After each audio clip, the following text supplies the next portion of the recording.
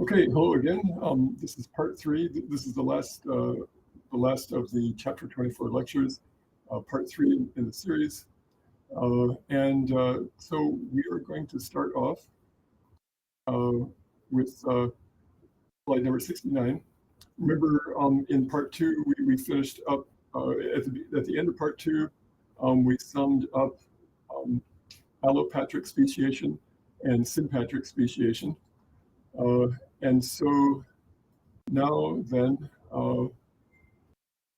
now here in part three of the lecture, we're going to start in talking about hybrid zones. What are hybrid zones then? A hybrid zone is just an area or a region where members of the different species will actually mate and produce hybrids, produce individuals that are a hybrid between the two different species.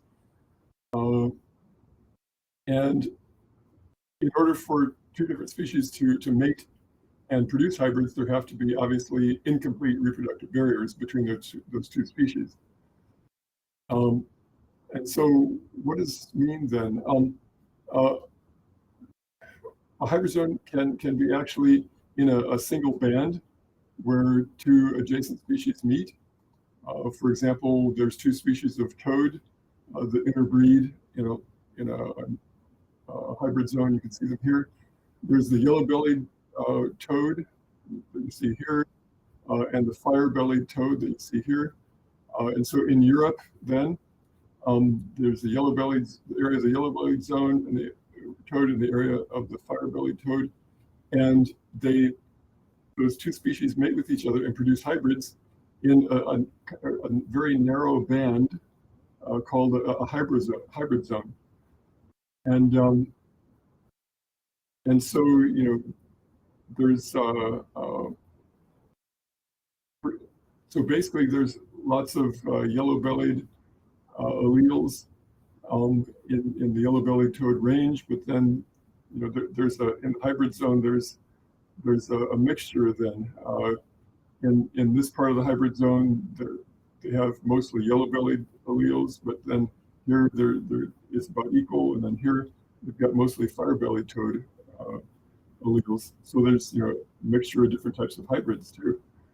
In this case, hybrids often have reduced fitness compared with the parent species, but not always. The distribution of hybrid zones can be more complex if parent species are found in patches in the same region. So this is the toads in Europe are a fairly simple and straightforward example. They can be, because these hybrid zones can be a bit more complicated too. And then a change in environmental conditions can result in the relocation of an existing hybrid zone or the production of maybe novel hybrid zones, new types of hybrid zones. For example, the hybrid zone between the black-capped chickadee and Carolina chickadee has shifted northward in response to climate change. As the climate has become warmer and warmer. Another example, the species range of the southern flying squirrels now overlaps with the species range of the northern flying squirrels.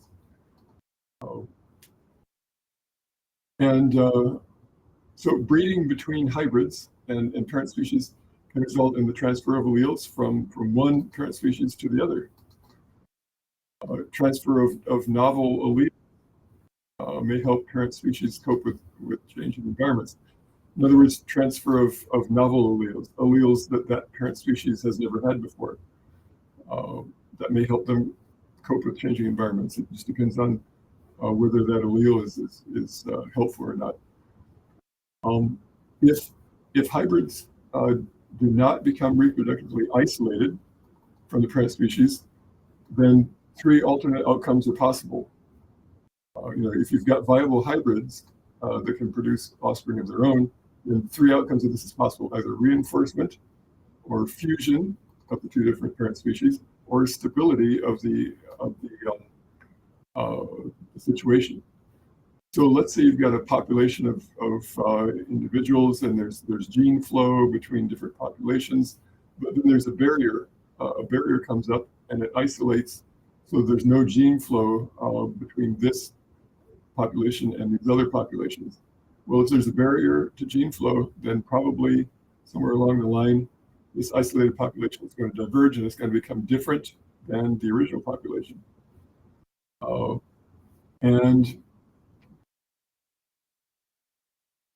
And then there might be a hybrid zone, though, where maybe these, even though these two populations are different in some allele frequencies, maybe they still hybridize with each other. And here's hybrid individuals. So maybe, so there's three possible outcomes: reinforcement, fusion, or stability.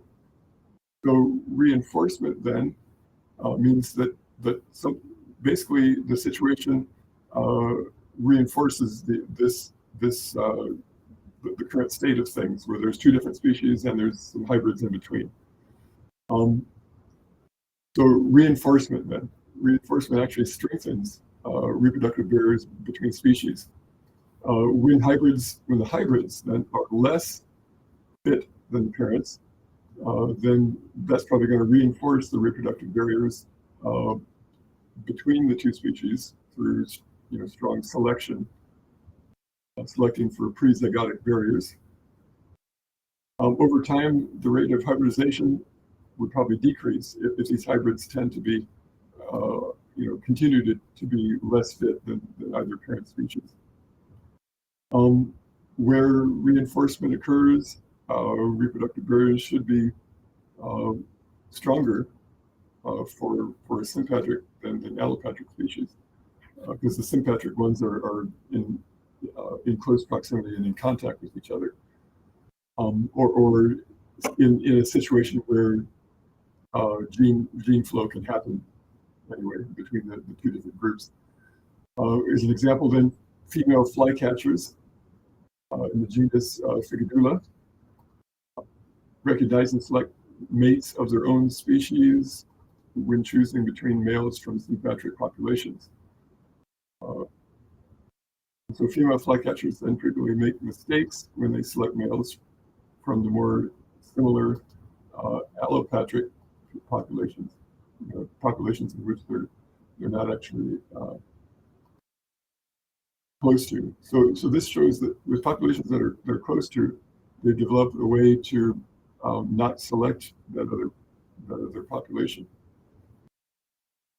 But in populations that they're not close to and they don't come upon at all, then they haven't developed barriers for selecting, for not selecting those. Now, fusion is another outcome. Basically, it's from weakening the reproductive barriers. If hybrids are as fit as the parents, then there can be substantial gene flow between species, the two parent species. If gene flow is great enough, reproductive barriers will weaken then, and because the parent species become more similar to each other. So if gene flow is great enough, then reproductive barriers weaken, and the parent species can then fuse, in other words, join together into a single species again. Like pollution in Lake Victoria reduced the ability of female cichlids, type of fish, cichlid is a type of fish, reduced the ability of female cichlids to distinguish males of different species from males of their own species. The pollution made the water too cloudy, so they couldn't distinguish between males of the different species, so sometimes they mated with males of other species and hybridized. And so, on a clear day you can see forever, but in cloudy water, it's hard to see the thing in front of your face, I guess. And so the two species fuse then. Now, the third outcome then, stability.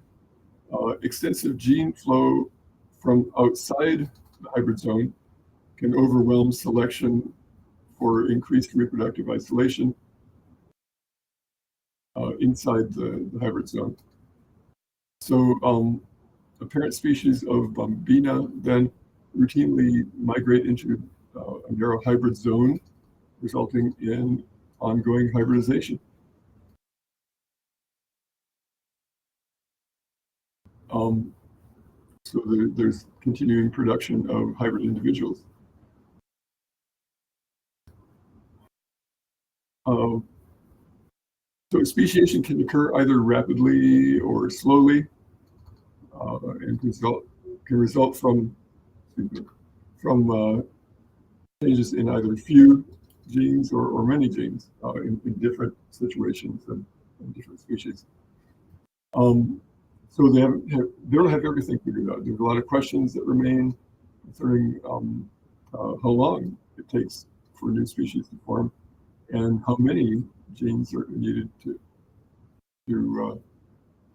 cause differences between species. And probably it'll change from situation to situation. I mean, that seems to be what would be, the most likely case.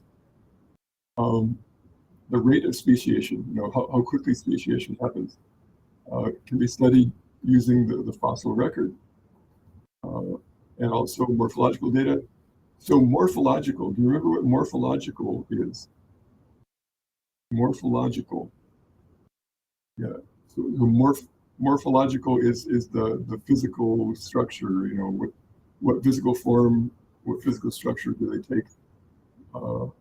So you can look at the rate of speciation by looking at fossil data or morphological data, or you can even look at molecular data from generation to generation. How do the DNA sequences change or not change? So in the fossil record includes examples of species that appear suddenly. They appear suddenly. There was nothing like them before in the fossil record, but then boom, all of a sudden they're there in the fossil record. They appear suddenly. They persist unchanged for some period of time, and then they disappear. So that's kind of puzzling. And so the idea of punctuated equilibria is something that evolutionists came up with to actually explain this phenomenon. And so punctuated equilibria, they think that there are maybe periods of apparent stasis punctuated by sudden change. Stasis means stability and staying the same. So they think, well, maybe there are times when long periods of time when the species is basically the same and unchanging, but then these long periods of time are punctuated by sudden rapid change. And we'll see a diagram of that. So punctuated equilibrium, the punctuated equilibrium model contrasts with the model of gradual change that in species over time that Darwin was thinking about. So here's an example. Under the punctuated model, a species looks like this, and it's pretty much the same for a long period of time. Then suddenly, it just changes rather quickly into two different species, and then those two different species pretty much stay the same throughout time. Now the gradual model then is different. Then this species gradually changes into two slightly different forms, and then they get more and more different and more and more different, and then finally they produce the form that we see currently today. So the punctuated equilibrium model then says, well, maybe things can actually change fairly rapidly. Usually they stay the same. For long periods of time they stay the same, but every now and then they change very rapidly. And so this is what they've come up with to kind of try to explain why the fossil record really doesn't show a lot of gradual change from one form to another. So that's one of the, and I think Stephen Jay Gould back in the 70s or 80s, I think at Harvard, I think first came up with this. Stephen Jay Gould was one of the most well-known paleontologists of the 20th century. Unfortunately, he passed away in, I think, 2002, something like that. So the punctuated pattern punctuated pattern in the fossil record, in other words, things showing up just suddenly, punctuated pattern in the fossil record, and evidence from some lab studies suggests that maybe this speciation can be rapid. Another example then, the sunflower, Helianthus anomalus. It was formed by hybridization between two other sunflower species, followed by a rapid speciation. You can see pictures of them here. They grow in kind of a dry area here, sand dune habitat. And so they took two different species of sunflowers. They had them hybridized. And the cell from the F1 shows that they're actually polyploid. And here's in basically chromosome 1 and chromosome 2, then you can see on chromosome 1, in green, there's the H. annulus specific markers, and in red, then there's the H. pedicularis specific markers. You can see where they are along the genes then. So the interval between speciation events can range really widely, 4,000 years, 40 billion years, for some beetles, with an average roughly of 6.5 million years, very crudely calculated average. So what are the genetics then of speciation? Fundamental question then is how many, we're asking the question again, how many genes influence the formation of a new species? And depending on the question, speciation might require a change in a single gene or many genes. So, you don't have the same answer then for the same species, for every species. For example, Japanese snails, Euhadra snails, the direction of the spiral, of the shell spiral, affects mating is controlled by a single gene. And we saw that, when we looked at, in lecture number 1, when we looked at reproductive barriers. In type of flowers called monkey flowers, Mimulus, there's at least 2 loci that affect flower color, and that influences pollinator preference. So in other words, hummingbirds prefer one color and bees prefer another color. And so basically then pollination is dominated by either hummingbirds or bees, can lead to reproductive isolation of the flowers.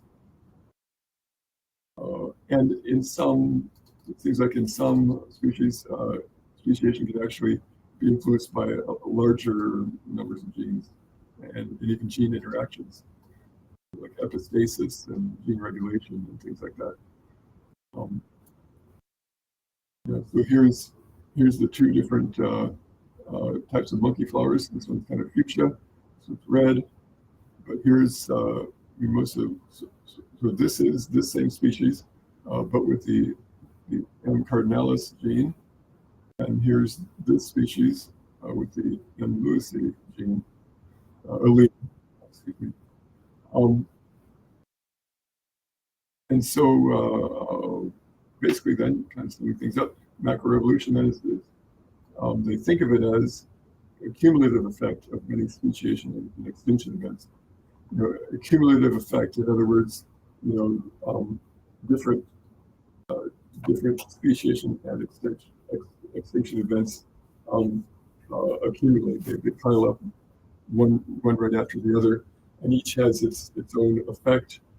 And these effects build up and add up and accumulate. That's why it's called cumulative. They accumulate or they add up over time, and then supposedly change the species enough to change them into different species.